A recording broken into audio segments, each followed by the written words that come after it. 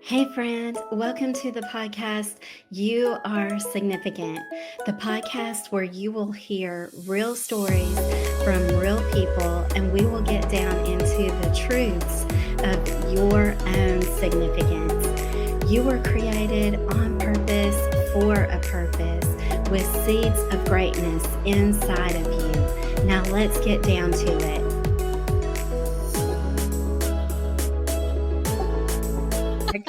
I can't wait to see how you are not sick. Right.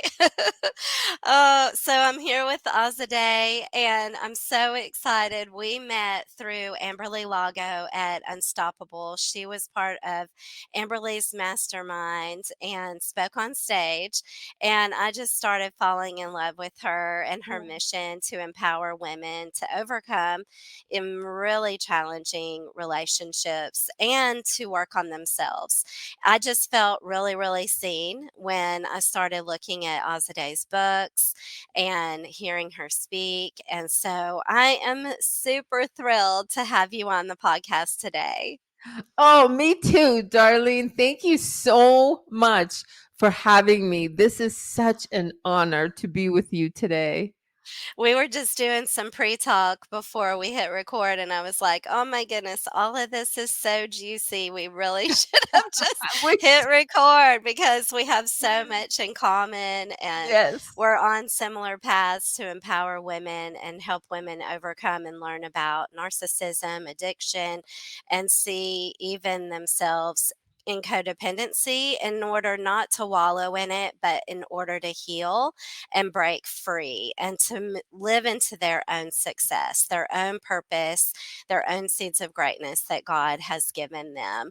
So, wanted to allow Azadeh to start and share her story, as is our habit. We just love to have our guests come on, Azadeh, and share from the beginning. Just start from the beginning and share how God has shown you your significance. Oh my goodness, Darlene.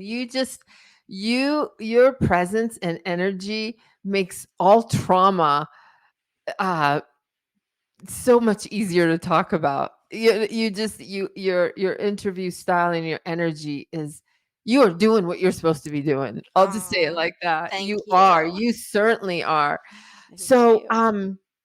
with the name Azadeh, you can tell right away that I'm not an American, although I am Americanized and I'm a citizen, but I was born in Iran to two Persian parents, and I was born into trauma and violence. There was already a revolution and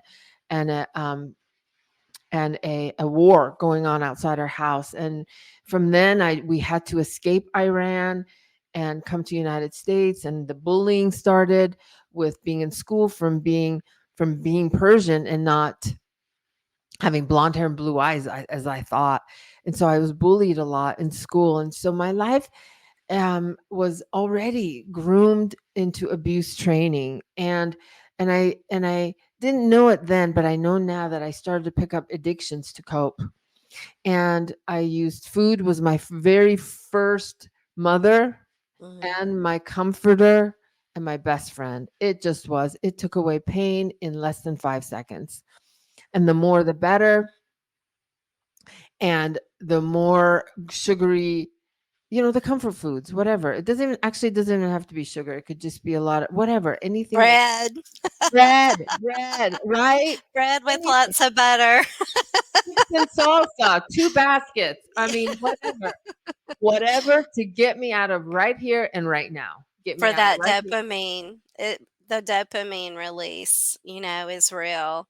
Oh, it's so real. And I can switch that to other things and not gain weight. You know what I mean? And that's where the codependency came in. But so, anything that was going to shut off those emotions. And I didn't know that it was an emotional regulation healing I needed rather than a diet.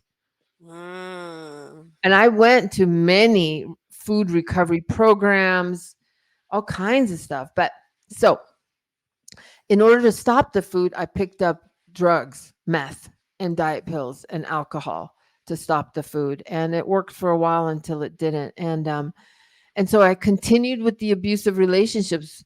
I had an abusive boyfriend who I was I was a victim of domestic violence in. And when he broke that beer bottle in my face, and all I wanted was drugs and love from him, really. And he wanted control and dominance and to break me. And that really changed my life. It really changed my life because of how I was treated in the hospital and how my parents treated me from it. And so I turned myself into a place to get sober off the meth and the alcohol and him and the streets, because my addiction and the abuse had taken me to just running around in the streets. Like, it's so sad to think a 20-year-old girl should be like getting, or, should be dating, should be thinking about her career, should be, blossoming into womanhood. And I'm here with an abusive boyfriend in hotel rooms addicted to meth, Mm. you know? And this is an epidemic in our country right now. I mean, actually, the hometown where I grew up in Washington, Illinois, when I was a student and a teenager there, it was like we had the number one high school in Illinois in that town. We had over 250 electives. I majored in business and in childcare. I was able to take every year education in those areas so that when I graduated, I had like a double major. And now their meth has just taken over. It's taken over. You wouldn't even recognize it. And it's not just the little town I grew up in, it's like all the surrounding cities and the major city of Peoria. And that's where they make Caterpillar tractors. And they've had to move where they make those out of Peoria and they've moved it somewhere else. It's just meth is a real epidemic in our country. For sure, it is. Mm. And it really, I'm so lucky to be sober from it 22 years. I'm telling you, and it all started on how to control the food. It started with diet pills, and then they would not give me as much as my tolerance was growing. Mhm. And so then I found meth. And actually I found meth in high school with a bunch of girlfriends and then was hooked right away. And statistics also show the highest percentage of homeless people are meth addicts. And that was Mhm. astonishing to me because of what the drug actually does. It kills off your need for security, safety, hygiene, home, bed. It erases the need for that. And so, Wow. yeah, and that's my best way of saying it. So anyways, I got sober off I stayed in that detox for 90 days. I got off the streets. I got away from the abusive man, and I got off the drugs and alcohol into a place of nothing but unconditional love and God. They introduced me to Mm. love and God at the same time. Lived there for 90 days. That was the remedy. That's the Marlene, remedy. that's the Mhm. remedy. Is the answer is always God, and Always. always love, even for the abuser. Now that doesn't mean I go hang out and break bread with my abuser and say I love you. No, I love them from a very far place. Yeah. Like not even love them. Let me just say love me to not be with them, but forgive them, because the forgiveness allows me to create my life and be whole. Now, Mhm. that's not for everyone, and there is a process to forgiveness. I'm not going to do the spiritual bypass. I'm one of those Christian counselors that is not going to do the bypass. I do address abuse as is, and I work with clients that struggle with dealing with it rather than trying to bypass it with in the name of Jesus in forgiveness. So I'm very clear on abuse and what God's will is around abusive relationships. So anyway, so back That's to my great. right, because that's Mhm. we have such a bypass. But Yeah, it's not that we can just say, well, and one of the ways I put it, because I just spoke at Athens Women of Christ conference oh Saturday, wow, oh and wow, we had about 100 women that came, just under that. And, one of the misconceptions that Christians have is that someone can just come forward. At our church, they come forward, they ask for prayer, and they ask to be forgiven, and it's just expected, it's over with. And it's like, no, that is not going to change the behavior. That is not going to equip someone dealing with addiction or codependency, because codependency is actually its own type of addiction Yes. because of the trauma bond. Yes. Mhm, Yes. that there has to be intervention. There has to be many times in-house rehab, and if not that, there needs to be 90 meetings in 90 days. There needs to be continual support in a healthy environment with new tools to retrain the brain and the nervous system. And there still will be forgiveness. We still teach in the 12 steps forgiveness and amends, but it's not a bypass to what the person needs to heal. Amen. Amen. I didn't know. Well, how fun that you spoke at Athens. Oh my gosh. How cool that you understand 12-step model. Mhm. And I just love how God brings the right people with the right vibe into your life to Mhm. share to the world. So, And that yeah. we can support each other. Like, it's Yes. more confirmation really for him, not for ourselves, to give him the glory. And he Yes. uses us as his servants to, you know, humbly serve and help other people who are feeling hopeless. They don't know. Yes. Like, all they've been told is like, why don't you just straighten up? Why don't you just do right? And it's like, because I need help. And it's okay to say, because I need help. I need help. I want to change. I want to do different. Like you said, being the 20-year-old girl in the street at a time in life where girls should be blossoming into all that God has for them. And yet you need a bridge. You need a Mhm. bridge to get from where you are to where you can be. And I just love that you're a testament that we can heal from meth. We can heal individually, we can heal as a community, we can heal as a country from that and all the types of addiction that we have fallen into, especially through the pandemic. Oh yeah, for sure. And absolutely, we can.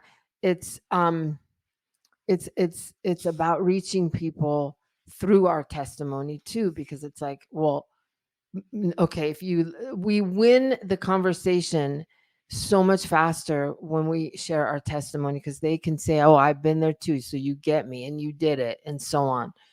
And so yeah, I got sober at in within those 90 days I stayed. I did not have the need to go back to drugs, and I did not have the need. I mean, I'm still within a recovery support system, but and so I started to recreate my life and reclaim my life, and I found God, and I found I found a God that could heal me, not just theologically. It's so Yes. for me, it's so much about relationship than than Mhm. religion. I don't do religion. I do relationship with God. And all my books, by the way, have God's imprint in them, but whether it's scripture or a prayer, but there's a lot of description of me and God, how we walked through my healing journey. And so, I just Beautiful. thank you. I met my husband along the way. He's also a recovering codependent.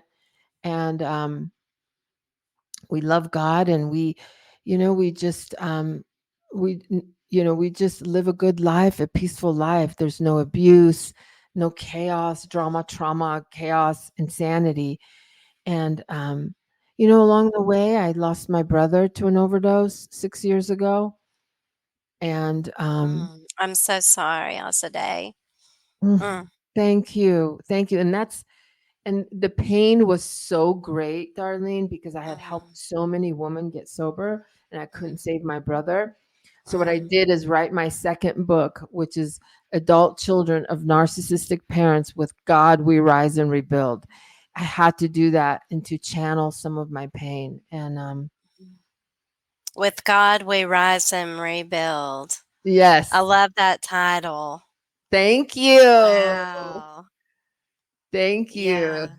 And there's so many parents and siblings and friends dealing with losing a loved one right now to addiction. And they're even parents losing their parents to it. And so this just, even the title just gives hope that with God, we rise and we rebuild. He always provides, even in the most seemingly desolate situations. He always provides, doesn't he? Absolutely. And his plan has always been an option I never even thought of a lot of times. The mysteries of God too, right? It's like, Yes. oh, I didn't see that it could have happened this way, but thank you. Thank you, God. Yeah, I love what you said in the beginning of our podcast. You said, let's let let's let be led. Yes. Be led. Let God lead. You know, Mhm. Mhm. and y'all may hear me sniffle a little bit in today's podcast because I'm a little bit under the weather, but I'm okay. I'm good. So Oh, oh good. Oh good. Oh. my editor may be able to take them out. She may not be, but Oh. we like to keep it real. We're keeping it real. We're keeping it real. Absolutely. Absolutely, But darling. that's how life is. I mean, it's full of ups and downs, and I really appreciate you sharing so authentically about losing your brother and how hard that is, and how hard, I mean, even though you go through the hard grieving, we all still have our moments where we just feel that loss more. My I lost my mom in the pandemic. She passed away with COVID. She had Oh. other health issues, um, but the when she got COVID, it was just that last thing. And as time has marched forward, now that happened she passed away February 12th of 22, and that's really still not very long ago. Um, and I think it really took about a year for me to even begin to feel the grieving. Felt so much relief for her because she had suffered for so long in her illness. She had basically been ill, on some level all of my childhood and all of my adult life as well. And so just seeing her progressively be more sick and more disabled, I just felt so much joy that she was released from the human body, from the suffering, and that she was with Jesus. I could just see her dancing with him or right at his feet, just being hugged by him, being just exactly where she wanted to be. And I just praise God that my mom has the her reward that she was always striving for. But as time goes by, we still have these moments as humans where we miss them, and we just wish that we could ask them a question, or spend their birthday with them or a holiday with them and things like that. So, how we deal with that grief in a healthy way, that is another part of being in recovery. And so, like, I just saw the flowers on her grave needed to be redone, or called the florist and said, "Hey, will you please make my mom's, grave a new flower arrangement?" She said, "Absolutely." And I said, "I wanted something bright for summer, because my mom loved bright colors, and she also loved pastels, which is what she has had." But just, and I truly feel like, I don't even know, there's a lot of varying opinions about, can the dead see us, can they hear us? But whatever the case is, I just know that my mom has joy, and there's nothing that can take her joy away from her now. Mm. How do you picture your brother now? Oh, goodness. Thank you for sharing that. Thank you so much. And I'm so sorry for your loss, but I also love and embrace that you have a perspective of her peace and Mhm. pain-free Yes. soul dancing with God, you Mhm. know? Yes, just happy, like the essence of joy, the Yeah, essence of that, that's how uncompromised. yeah, and that's how I feel too. I was, you know, I had so many signs that my brother's spirit was around me, and he came to Christ shortly before he died. He was trying to figure out God, and I take a lot of pride, a healthy pride in guiding him to Christ, and so now I feel like so blessed because I know I'll see him again. I know Yes. I'll see him again in a different atmosphere with God, and so that brings me so much joy, and that he's also pain free because he was struggling with addiction, progressed addiction, progressed codependency around highly volatile narcissists. And he was in a lot of internal and physical and mental pain. He was Mm, tortured soul. And so mhm, now I know he tried to find recovery and he had a little bit of it, but he couldn't get away from the narcissists, my parents, who I believe have very high narcissistic traits. He couldn't get away from them. And every time he did, the trauma bond called him back to the abuser, the Stockholm syndrome. And because of that level of self betrayal and self abandonment activated the addiction, which ultimately took him out. mhm. So it's an overdose, but I, as a professional, as someone that lived it, I'm very clear that it was an overdose due to narcissistic abuse. Mhm. Yeah, and that mental health factor Yeah. really does that's really what it was that got him. Yeah, that is Yeah. what got him. The trauma Yeah. bond and the withdrawals of it was too painful and no help. And and all I could do is tell him to get out of that house, get out of that house, go somewhere else. And when he finally did, he didn't have the tools and the resources and the help to walk through the trauma bond withdrawal. And so he Mhm. went back to the addiction to shut it off Yeah. because a trauma bond, the withdrawal of a trauma bond is so emotionally painful and it's constant and it takes time to let go because you can't just because you decide to leave the abuser, that's great. But you're going to have withdrawals because you are emotionally dependent on this abuser from all the ups and downs and the abuse and the love and the intermittent stuff. So he didn't have it. See, I got sober and I escaped. I Mhm. escaped. I escaped and got married to a godly man and got sober and all those things. I'll tell you this, Darlene, when he died, I was 16 years sober of drugs and alcohol and I went back to help him, to help my parents, not really remembering the severity of their abuse, the gaslighting and the psychological abuse and the emotional abuse. I was back in the garage binge eating.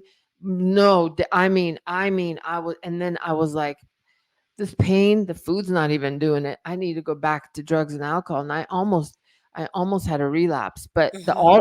I almost had a relapse and I was in the hospital because I had such severe um what do you call it? Gastro pains and ulcers from being around them just a couple of months.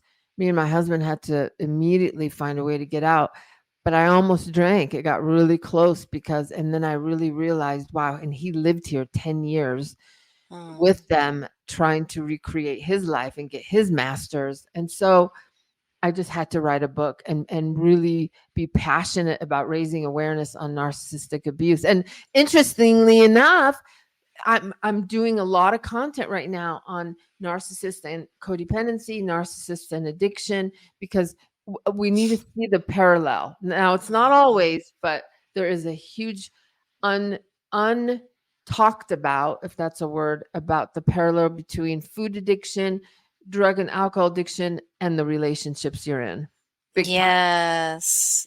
big time, Yes. big time, big time. Yes, and oftentimes there is that pattern that you're alluding to of the parents and then the closer relationship with either a spouse or a boyfriend, and it's like it repeats and it digs you deeper into the trauma oftentimes as well, Oh, yeah, and because it's what you're yeah, familiar with. exactly, Ego looks exactly. for ego wants to be right, and so it looks not to keep you safe in the way we think of it. Right. It looks for the familiar. Yes. The Amen. familiar is what it feels safe in.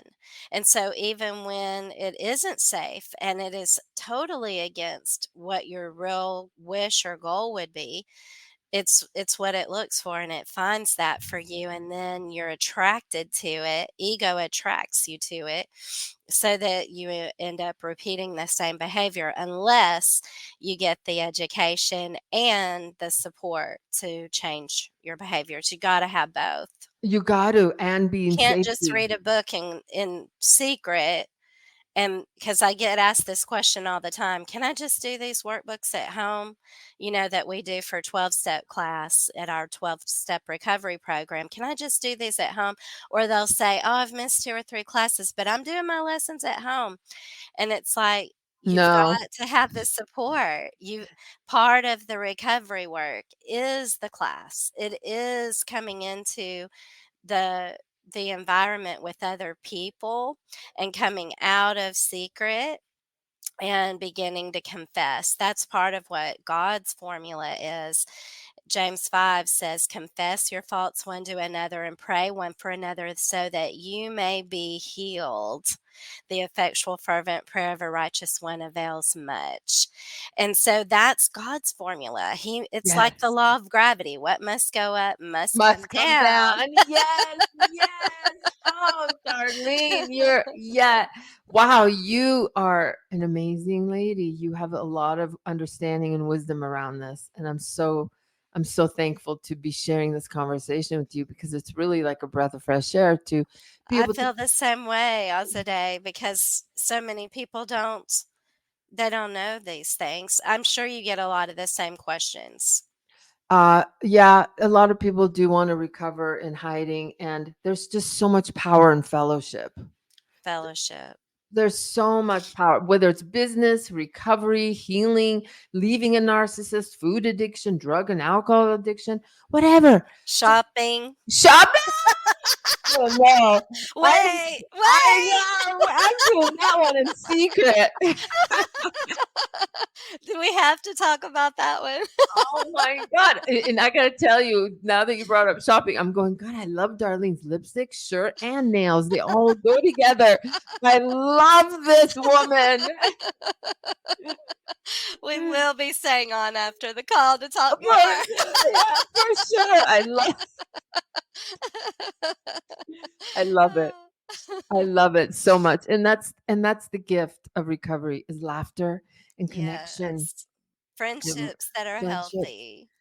Absolutely, absolutely. And I just think that whoever's listening, Darlene and I both are recovering. Darlene's most recent healing is her grief Mhm. and her recovery and my healing and my grief. And so for anyone that has a belief system that there's a way you can dodge pain or life circumstances and recovery, you just can't. I want to say to the person listening to Darlene and I that pain is the admission into a new life. And that if you embrace it rather than resist it, you will grow and find the magic within the walk through it. Now, am I perfect at it? Absolutely not. Do I still resist? Oh, yes. But I catch it faster during my trials and tribulations. I catch it faster. That's the progress. I'm absolutely nowhere near perfect. But if you are struggling in a relationship with food addiction, codependency, drugs and alcohol, whatever, even if it is shopping, because I've had clients that blow like hundreds and thousands of dollars on these crazy purses. Okay, I'm not going to say crazy, that's dodgy. I love purses, but there's no way I'm spending What 10 about the grand. TikTok shops and I know, right? I they're know. addicted to shopping on TikTok Right, or right. Temu or yeah, Whatever it yeah, is, you yeah. don't you're feeling, and it's like what Darlene said earlier is that you're putting pleasure on top of a need. Yeah. Remember we kind of talked about that earlier, the pleasure part and the dopamine. You're fixing a need, a wound need with putting pleasure on top of it. And if you can catch that that's not supposed to be the connection. You're supposed to feed what you need, whether it's a wound or you need affection or you need a connection, and instead trying to hide it and push it down with substances or people, Mhm. it's always going to keep showing back up. It just is. Mhm. It's part of life. It's part of life. It's just Mhm. always going to show back up until we get that we have to see where the need is and fulfill that rather than push it back down with donuts, meth, a person. Because I've used people to feel whole all my life. Mhm. My codependency, whatever we're using, it's okay, but just try and see what is it that need really is. And I'll tell you, it's usually a connection to self and connection to God. Yes. You're not going to find my solution in a pharmacy. That's Mm-mm. my solution, a connection to self and a connection to God. Yeah. So after your brother, what Yeah. happened next? Yeah. So we escaped, literally left California to Arizona. But right after that, I really started to unpack some more dynamics and decided that I'm going to launch my mission into raising awareness with abuse and helping people. And I have the honor of working with couples. I get to do couples counseling and coaching, so I work with couples as well, and just trying to the best way to make sense of all the abuse and addiction and loss is to help others Mhm. awaken to the truth of where they're at. Oh, I love that so much. Mm, So you've taken your pain and your loss and really just found a way to pay it forward through the healing that you've been able to achieve through God and His love, His unconditional love, and be able to just sort of bottle that and put it into either your books or your coaching, or tell us more about like the different ways that you're paying it forward. yeah, I work with um I work with a lot of people that I work with all kinds. I work with parents that have narcissistic kids, and Mhm. I work with people that have narcissistic parents. I work with couples that have lost their intimacy and connection. I help women in process of a divorce with a narcissist and how to create a strategy and an escape plan so that they can leave smoothly and feel safe. Mhm. I do the work. I do the emotional healing work with them, and it's not talk. It's talk is great, but that doesn't really heal our nervous system and emotions. We have to purge out the violations of our abuser. So I have techniques that I do that. And then I really I'm at a place now at 52 years old. I feel most free in my life. And so I'm a testament to that. Wow. So how long have you been doing this type of work?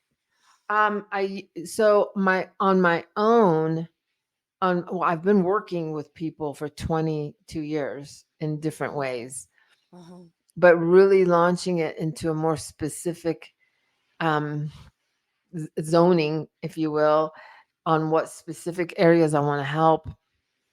It's been probably about 6 years now. I used to work in recovery homes where I worked one on one with the clients and ran groups, but shortly after that, I launched my own business about 5.5 years ago. Mhm. Maybe no, about 5 years ago. Yeah. Mhm. So I've written. Oh, I know it feels so wow. good. It You've feels just really taken off then in the last 5 years with when did you write the book about your brother? Was that before yeah. that No, that or was more after. recent? Yeah, I've written literally a book, one every year. So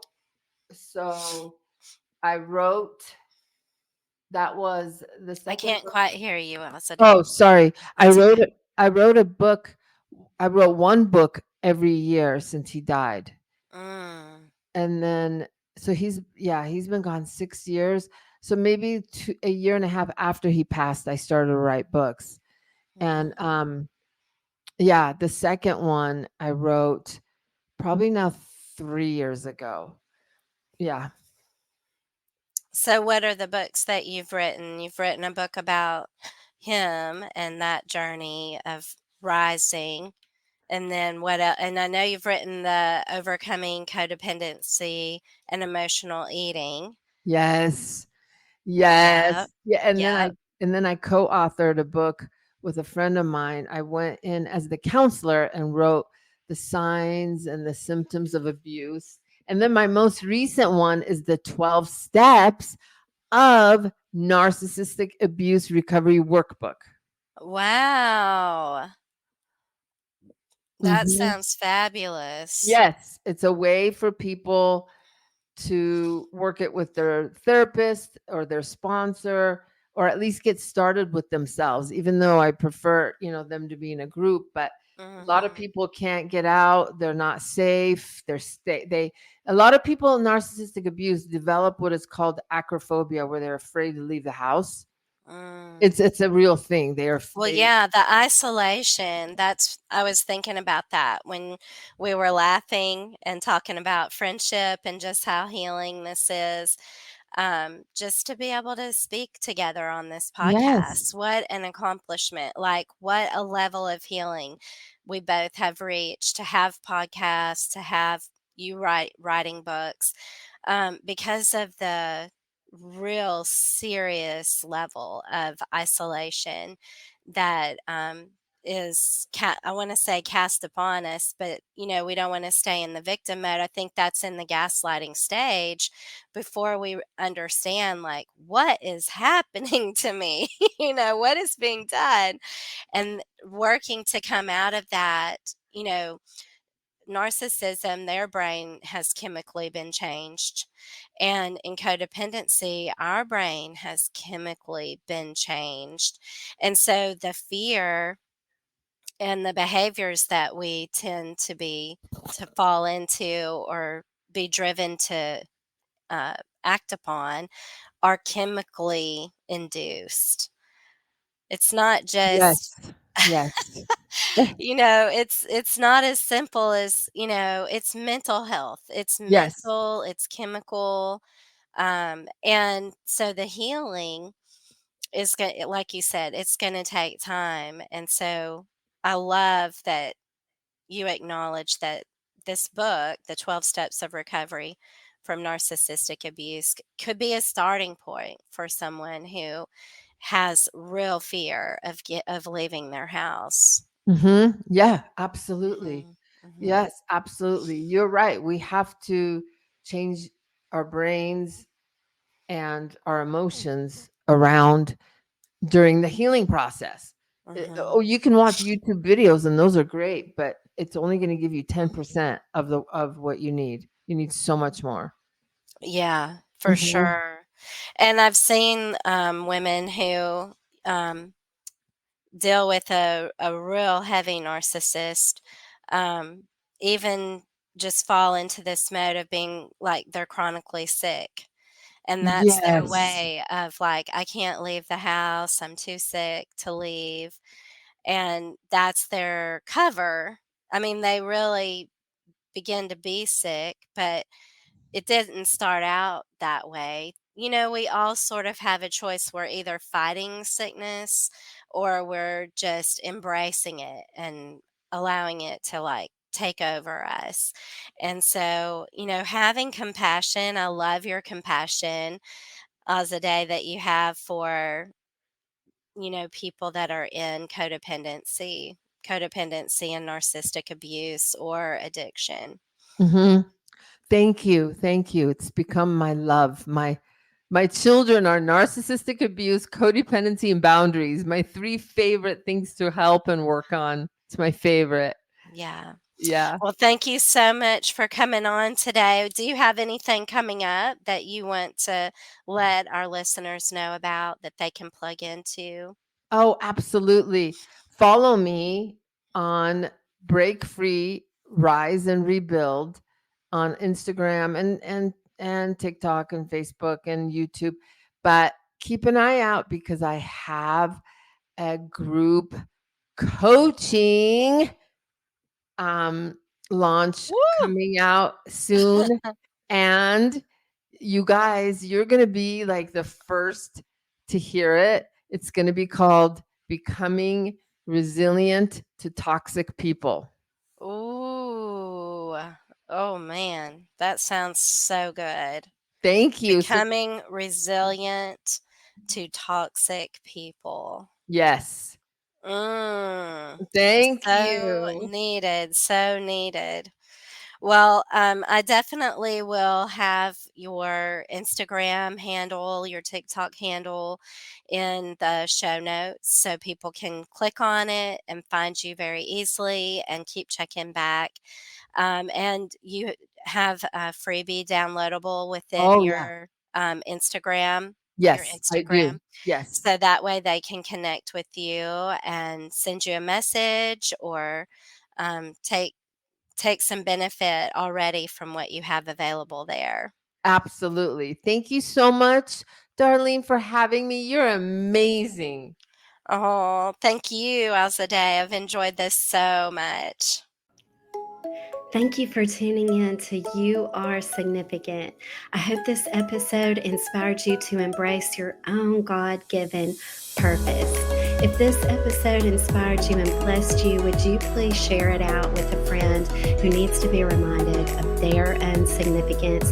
And remember to hit subscribe. Until next time, remember to walk in faith, find the joy, and stand in your significance.